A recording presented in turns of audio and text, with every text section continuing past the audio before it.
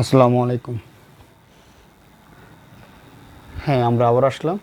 আমরা সেকেন্ড ক্লাসের মধ্যে আমরা যে দ্বিতীয় ক্লাসের আমরা যেই গাণিতিক প্রবলেমগুলো করব, দ্বিতীয় ক্লাসের যেই টপিকসগুলো সেটা ছিল আমাদের গতি সমীকরণ। কী ছিল?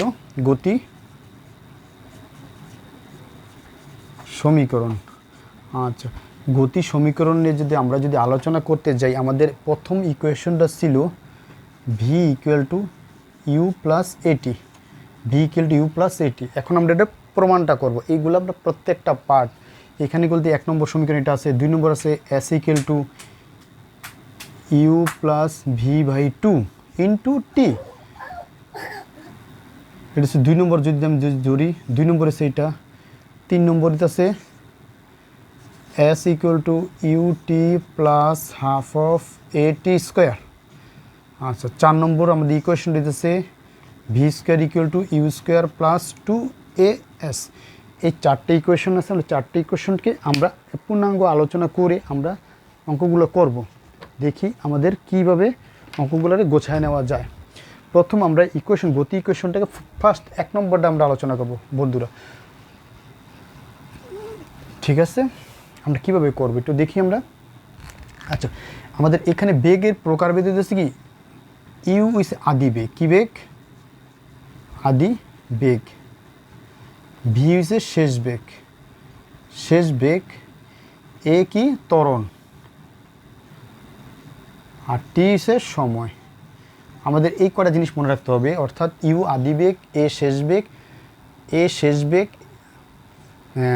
ভি শেষ বেগ, এ ত্বরণ, টি সময়। তাহলে আমাদের ফার্স্টে মনে করি একটা মনে করি স্থির অবস্থান থেকে যে কোনো একটা বস্তু স্থির অবস্থান থেকে এখানে গেল। মনে করি স্থির অবস্থান থেকে ইউ আদিবেগ নিয়ে এ সমতরণে টি সময় চলে শেষ বেগ ভি প্রাপ্ত হয়। স্থির অবস্থান থেকে একটা বস্তু ইউ আদিবেগ নিয়ে এ সমতরণে টি সময় চলে শেষ বেগ ভি প্রাপ্ত হয়। তাহলে কি বলছি আমি ব্যাপারটা, মূল ব্যাপারটা বোঝো। ইউ আদিবেগ নিয়ে স্থির অবস্থান থেকে একটা বস্তু ইউ আদিবেগ নিয়ে এ ত্বরণে টি সময় চলে শেষ বেগ ভি প্রাপ্ত হয়। তাহলে এখানে একটা বিষয় ক্লিয়ার আমাদের, যেহেতু নাকি ত্বরণে চলছে, তাহলে টি সময়ে বেগের পরিবর্তন ঘটছে না? বেগের পরিবর্তন, টি সময়ে বেগের পরিবর্তন করতে হচ্ছে ভি মাইনাস ইউ। সুতরাং একক সময়ে বেগের পরিবর্তন কত? V minus U by T. আর আমরা জানি একক সময়ে যে বেগের পরিবর্তন ঘটে সেটাকে বলা হয় কি? ত্বরণ। আমরা জানি কি একক সময়ে বেগের পরিবর্তন হারকে বলা হয় কি? ত্বরণ। সেক্ষেত্রে আমরা বলতে পারি ত্বরণ A equal to V minus U by T, বা V minus U equal to কত? এটি, বা ভি ইকুয়াল টু কত? You plus A T. সুপ্রিয় শিক্ষার্থী বন্ধুরা, তাহলে এখানে কি আমাদের কি ক্লিয়ার বোঝা গেছে? অর্থাৎ একটা ইকুয়েশনকে প্রমাণ করার জন্য অল্প সময়ের মধ্যে আমরা করি। অর্থাৎ যদি একটি বস্তু, আমি আবার একটু রিপ্লাই করতেছি, যদি কোনো একটা বস্তু স্থির অবস্থান থেকে যাত্রা শুরু করে ইউ আদিবেগ নিয়ে টি সময়ে এ সমতরণের শেষ বেগ ভি প্রাপ্ত হয়, তাহলে টি সময়ে বেগের পরিবর্তন হবে কত? V minus U. একক সময়ে বেগের পরিবর্তন হবে V minus U by T. আর একক সময়ে যেটা বেগের পরিবর্তন করে সেটাকে বলা হয় কি? ত্বরণ। তাহলে ত্বরণ A equal to V minus U by T. ঠিক আছে, তাহলে এখান থেকে আমরা ইকুয়েশনটা কী করলাম? ব্যালেন্স করে নিলাম। ব্যালেন্স করে নিলে আমাদের এখান থেকে চলে আসলো। তাহলে এখানে একক সময় যে বেগের পরিবর্তন করে সেটাকে বলে ত্বরণ। তাহলে সেখান থেকে আমাদের ক্যালকুলেশন করলে বলে V equal to you plus এটি। এখন আমাদের একটু জিনিস যেহেতু নাকি বস্তুটা স্থির অবস্থান থেকে যাত্রা করছে, বন্ধুরা কি করছে? বস্তুটা স্থির অবস্থান থেকে যাত্রা করছে, সেক্ষেত্রে আদিবেগ ইকুয়াল টু জিরো। কি বেগ ইকুয়াল টু জিরো? স্থির অবস্থানে কি ছিল? আদি বেগ, অর্থাৎ ইউ ইকুয়াল টু কি ছিল? জিরো। সুতরাং তাহলে ভি ইকুয়াল টু কত? জিরো প্লাস এটি বা কত? এটি। ভি ইকুয়াল টু, তাহলে এখানে বস্তুর যদি আদিবেগ না থাকে তাহলে বস্তুর ত্বরণ আসতে পারে না। সেক্ষেত্রে এ হইতাছে কি? তাহলে ভি ইকুয়াল টু কত? দ্রবক গুণ টি, অর্থাৎ এ কি? দ্রবক। একটু ভালো করে মনোযোগ দিয়ে বুঝতে পারবো। এটা কি? তাহলে ধ্রুবক। কেন ধ্রুবক হবে? আবার বলতেছি, যেহেতু নাকি বস্তুটা স্থির অবস্থান থেকে যাত্রা শুরু করে, সেক্ষেত্রে বস্তুটার কি আদিবেগ নাই, শূন্য, তাহলে বস্তুটা ত্বরণ অর্থাৎ ত্বরণ হতে পারে না। তাহলে যদি ত্বরণ যদি না হয়, তাহলে এখানে ইকুয়েশন ত্বরণ আছে, সেটাকে আমরা দ্রবক বলতে পারি। সেটাকে কি বলতে পারি? দ্রব সংখ্যা। তাহলে দ্রবক, তাহলে বি ভ্যারিয়াস কত? দ্রবক বলতে টি, বি ভ্যারিয়াস কি টি। তাহলে এখানে হইতেছে স্থির অবস্থান থেকে কোনো বস্তু যদি যাত্রা শুরু করে, তাহলে শেষ বেগ সময়ের সমানুপাতিক হারে বৃদ্ধি পায়। বস্তুটার শেষ বেগ কী হবে বন্ধুরা? সময়ের সমানুপাত হারে বৃদ্ধি পায়। প্রমাণ প্রশ্ন এরকম হয়ে যায়, প্রমাণ করো যে স্থির অবস্থান থেকে যাত্রা শুরু করলে বস্তুটার শেষ বেগ সময়ের সমানুপাতিক। প্রমাণ করো যে স্থির অবস্থান থেকে বস্তুটা যাত্রা শুরু করলে শেষ বেগ সময়ের সমানুপাতিক, শেষ বেগ সময়ের সমানুপাতিক। তাহলে আমাদের 1 নম্বর ইকুয়েশনটা ক্লিয়ার হয়ে যায়। 1 নম্বর ইকুয়েশনটা কী হয়ে যায়? খুব অল্পতে ইজিতে কি ক্লিয়ার হয়ে যায়। সুপ্রিয় শিক্ষার্থী বন্ধুরা, বোঝা গেছে? আচ্ছা, তাহলে আমরা কি এই ইকুয়েশনটা কি পারবো না? হ্যাঁ, অবশ্যই পারবো। আচ্ছা, এর পরবর্তী স্টেপে আমরা কি করি? তো 3 নম্বর ইকুয়েশন দিকে তাকাই। 2 নম্বরটা 3 নম্বরটা করলে 2 নম্বরটা পারবা। 3 নম্বরটা করলে কী করবা? 2 নম্বরটা পারবা।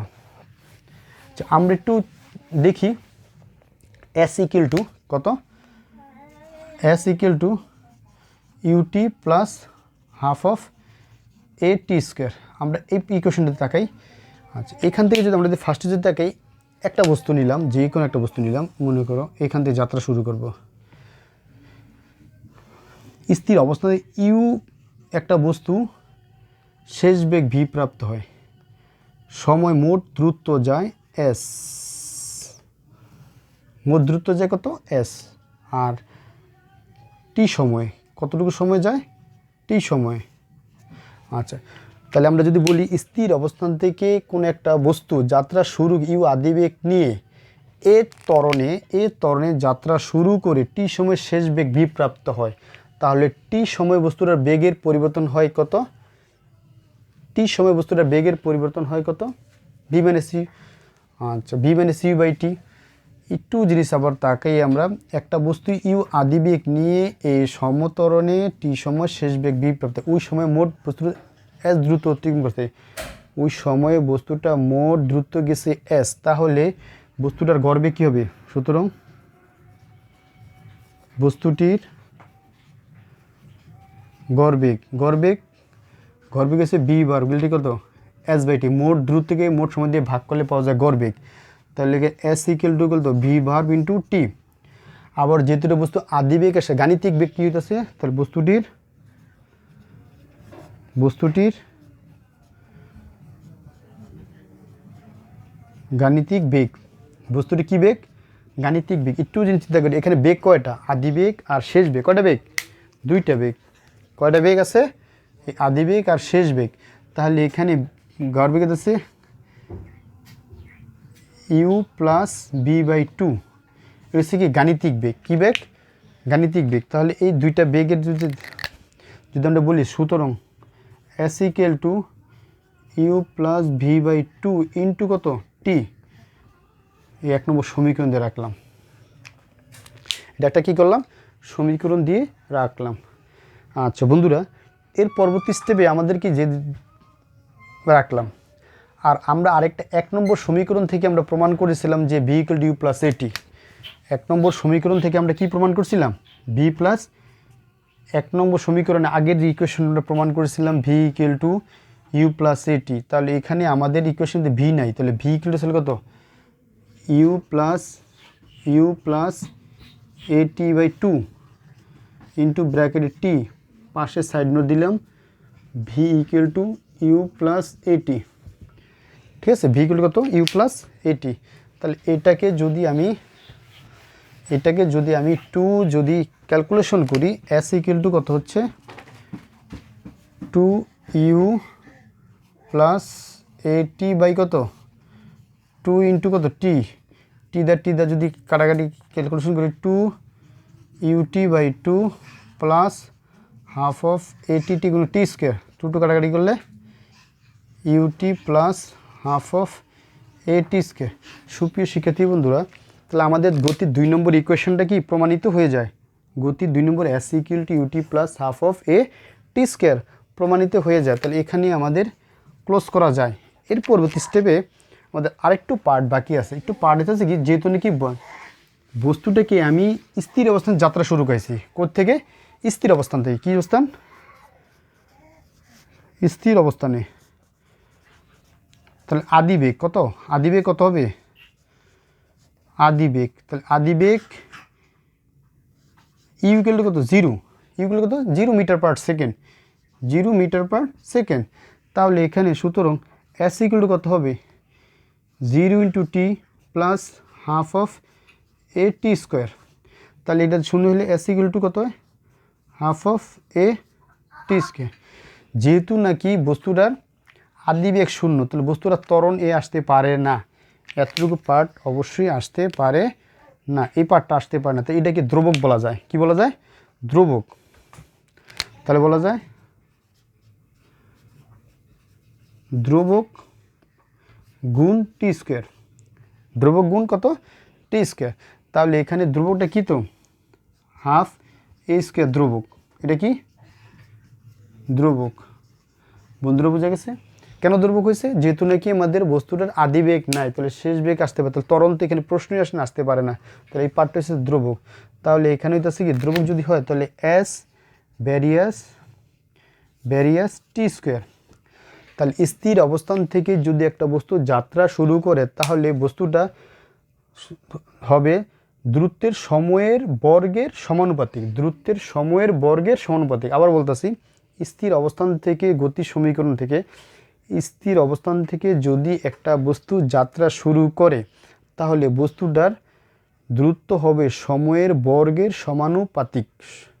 সময়ের বর্গের সমানুপাতিক। এটা প্রমাণ আসে যে প্রশ্ন যে প্রমাণ করো যে কোনো বস্তু স্থির অবস্থান থেকে যাত্রা শুরু করলে সময়ের বর্গের সমানুপাতিক। সময়ের দ্রুত সময়ের বর্গের সমানুপাতিক হবে। That's all right. তাহলে খুব ইজিভাবে প্রমাণটা করা যায়। থার্ড প্রমাণটা ঠিক একেবারে v square equal to you square plus twice s ধরে করা যায়। তাহলে এটা প্রমাণটা আমরা ইজিতে এই সিমিলারলিভাবে আসবে, করা যাবে। এখানে ইউর মানটা বসাচ্ছিলাম, এখানে বি এর মানটা নিয়ে বসাবো। যেখানে ইউর মানটা বসাচ্ছিলাম আগে, এখানে নিয়ে আমরা কির মান বসাবো? ভি এর মান বসাবো। তাহলে আমাদের এই প্রমাণটা চলে আসবে। এরপরে আসছে কি, আমাদের নিউটনের 3টা সূত্র আসছিল।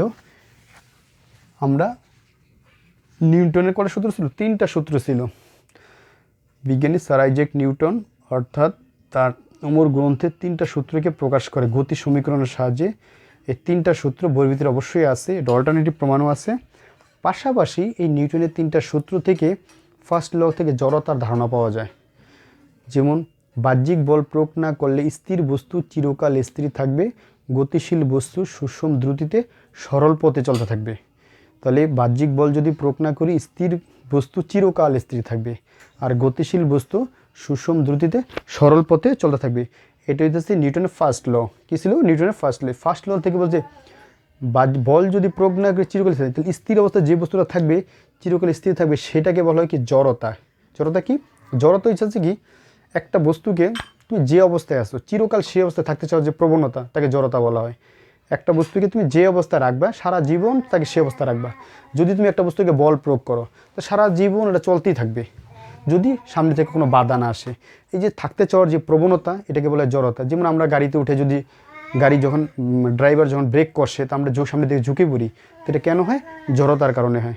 তাহলে মূলত হচ্ছে জড়তা হইতেছে কি, অর্থাৎ জড়তা হইতেছে কি, একটা বস্তু যে অবস্থায় আছে চিরকাল সে অবস্থায় থাকছে প্রবণতা, সেটা জড়তা। তা ফার্স্ট ইয়েটা কি, নিউটনের লটাইতে ছিল বাহ্যিক বল প্রয়োগ না করলে স্থির বস্তু চিরকাল স্থির থাকবে, গতিশীল বস্তু সুষম দ্রুতিতে সরল চলতে থাকবে। 2 নম্বর লটা ছিল ভরবেগের পরিবর্তনের হার প্রযুক্ত বলের সমানুপাতি। ভরবেগের পরিবর্তনের হার প্রযুক্ত বলের সমানুপাতি। বল যেদিকে ক্রিয়া করে ভরবেগের পরিবর্তন সেদিকেই ঘটে। তার মানে কি, ভরবেগে যদি বস্তুর ভর আর বেগের পরিবর্তন করতে, প্রযুক্ত বলের সমানুপাতি। মানে তুমি যদি বল ফোর্স করবা, সেই বলের সমানুপাতি। ভর যেদিকে কী হবে, বস্তুর ভরবেগের পরিবর্তন সেদিকে। অর্থাৎ 3 নম্বর সূত্র 2 নম্বর যে সূত্র আছে, সেটা থেকে F equal to M A একটা সূত্র পাওয়া গেছে। ভরবেগের পরিবর্তন, ভর গুণ বেগ, এম এ। এই ভরবেগের পরিবর্তন এটা 2 নম্বর সূত্রতে পাওয়া যায়। 3 নম্বর যে লটা ছিল, সেটা ছিল আমাদের কি ছিল, 3 নম্বর হচ্ছে প্রত্যেকটা ক্রিয়ার সমান ও বিপরীত প্রতিক্রিয়া বল আছে। প্রত্যেকটা ক্রিয়া, তুমি মনে করো একটা বস্তুকে ক্রিয়া করলা, তার বিপরীত প্রতিক্রিয়া বল আসবেই। অর্থাৎ F equal to minus F. প্রত্যেকটা ক্রিয়া সমান ও বিপরীত প্রতিক্রিয়া আছে, এটা হচ্ছে থার্ড ল ছিল। ঠিক আছে, তো এইখান থেকে এই কটা জিনিস ভালো করে পড়ে নিলে, গুছিয়ে নিলে, তাহলে এই অধ্যায় থেকে ফুললি একটা সৃজনশীল টাইপের কোশ্চেন আসে, পারা যায়। আর এখানে একটা হচ্ছে গাণিতিক ট্রাপ, গাণিতিক কিছু অঙ্ক আছে, এই অঙ্কগুলো আমাদেরকে করে দেবে। অঙ্কগুলো কিছু ক্রিটিক্যাল টাইপের অঙ্কগুলো করে নিলে আমাদের এখান থেকে ফুল সৃজনশীলে 10 মার্কের অ্যান্সার করতে পারবো।